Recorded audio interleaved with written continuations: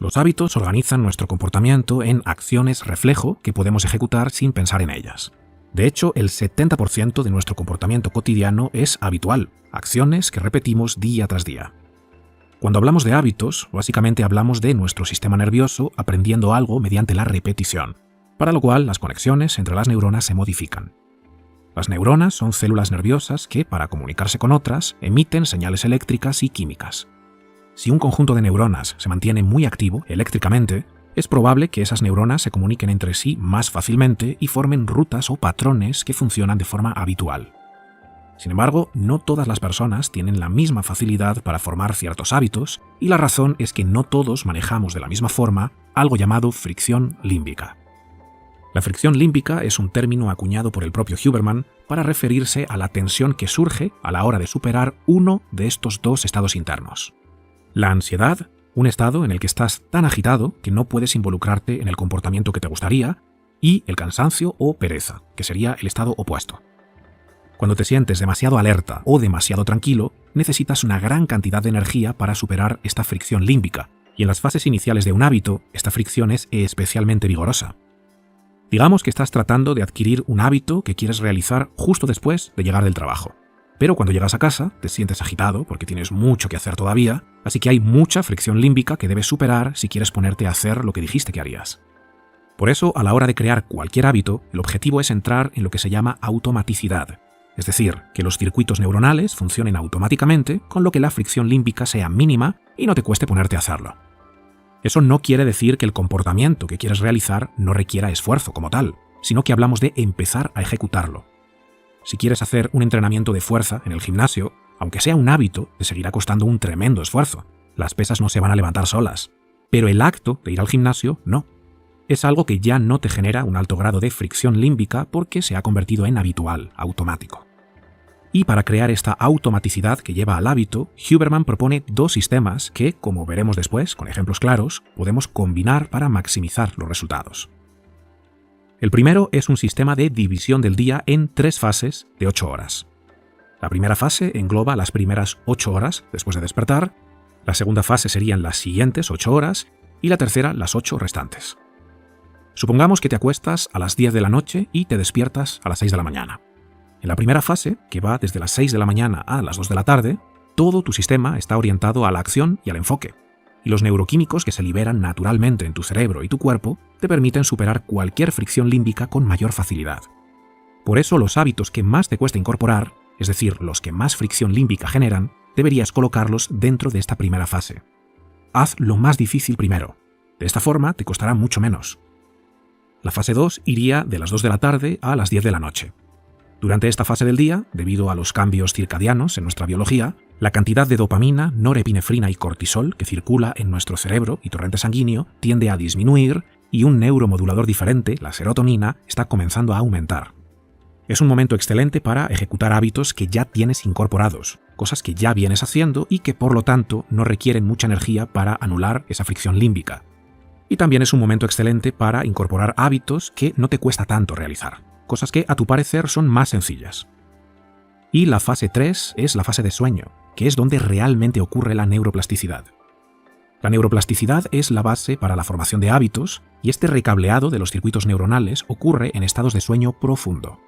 Si no le das a la fase 3 lo que necesita, que es un sueño profundo y reparador, simplemente no podrás consolidar esos hábitos que tanto te ha costado ejecutar en las fases 1 y 2 del día. Por eso debes evitar a toda costa ciertas cosas que te impiden dormir bien, como la cafeína, la luz brillante de las pantallas y realizar acciones que aumentan tus niveles de estrés. Y vamos a ver el segundo sistema para la creación de hábitos que propone Huberman, el sistema de 21 días, y veremos también cómo combinarlo con estas 3 fases del día. La idea de este segundo sistema es muy simple. Tienes que elegir 6 nuevos hábitos que deberás realizar cada día por un periodo de 21 días seguidos. Sin embargo, la expectativa es que solo completes de 4 a 5 de ellos cada día. ¿Por qué? Porque algunas de esas actividades probablemente no tengas que realizarlas todos los días.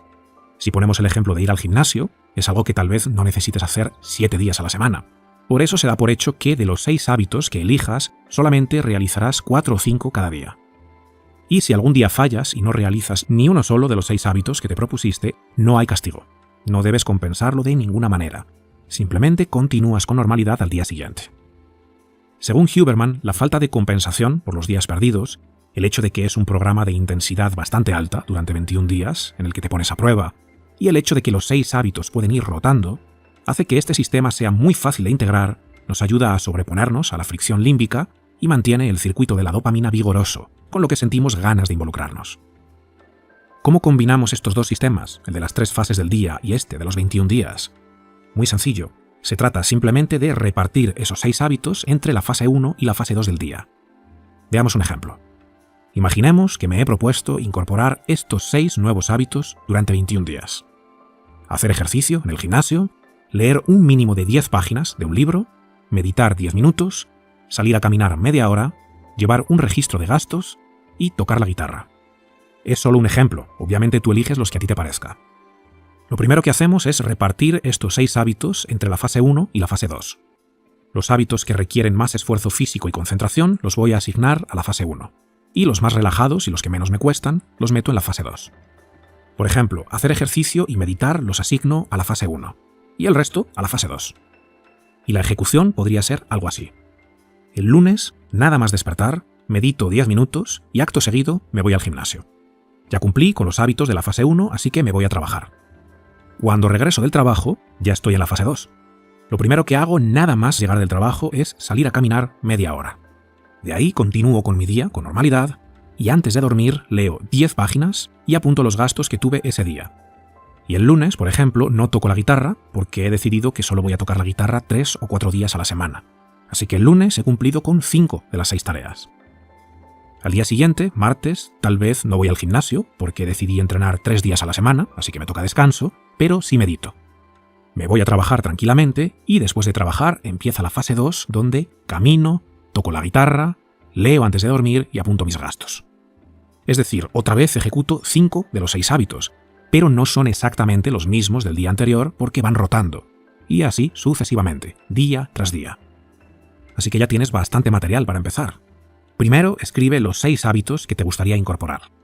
Después, asigna esos hábitos a la fase 1 o a la fase 2 en función de lo que hemos visto hasta ahora. Y por último, decide cuándo empiezas esos 21 días que propone Huberman.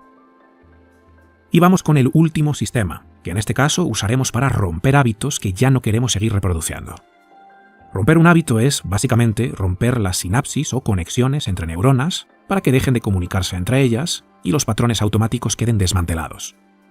Heather Fritz realizó un metaanálisis donde mostró que una forma extraordinariamente eficaz de lograrlo es usar el período inmediatamente posterior al mal hábito para ejecutar un comportamiento de reemplazo. Justo después del mal hábito, las neuronas involucradas en ese comportamiento están todavía activas y justo ahí tenemos que hacer un pequeño hábito positivo. Vamos a verlo con un ejemplo. Supongamos que te has propuesto enfocarte en tu trabajo al máximo sin distraerte con el teléfono. Hasta que no termines, no quieres saber nada del teléfono. Pero sin darte cuenta, ahí estás otra vez, con el teléfono en la mano. Es un comportamiento tan automatizado que simplemente no has podido evitarlo. Bueno, pues justo en ese momento en el que te has dado cuenta que caíste en el mal hábito, inmediatamente después realizas un hábito positivo corto y fácil de ejecutar. Puede ser algo tan simple como 5 minutos de meditación o 5 minutos en esa aplicación para aprender idiomas que tanto te cuesta usar a pesar de que realmente quieres hacerlo. Lo que sucede es que tu cerebro empieza a vincular la ejecución de una mala conducta con esta otra buena conducta. Y al hacerlo, comienzas a reclutar otros circuitos neuronales que comienzan a desmantelar la secuencia de activación asociada con el mal comportamiento y se insertan por encima. En otras palabras, lo que comienza con un mal hábito acaba convirtiéndose en los cimientos sobre los que se asienta un buen hábito. Parece contradictorio, pero creas una especie de desajuste cognitivo y temporal entre el mal comportamiento inicial, que funcionaba como una especie de circuito cerrado, y pones en movimiento otro circuito de reemplazo. Modificas la secuencia de neuronas que se disparan con el mal hábito y la usas a tu favor para crear uno bueno hasta que, con repetición, el malo desaparece por sí solo. Es algo que debes repetir una y otra vez, evidentemente,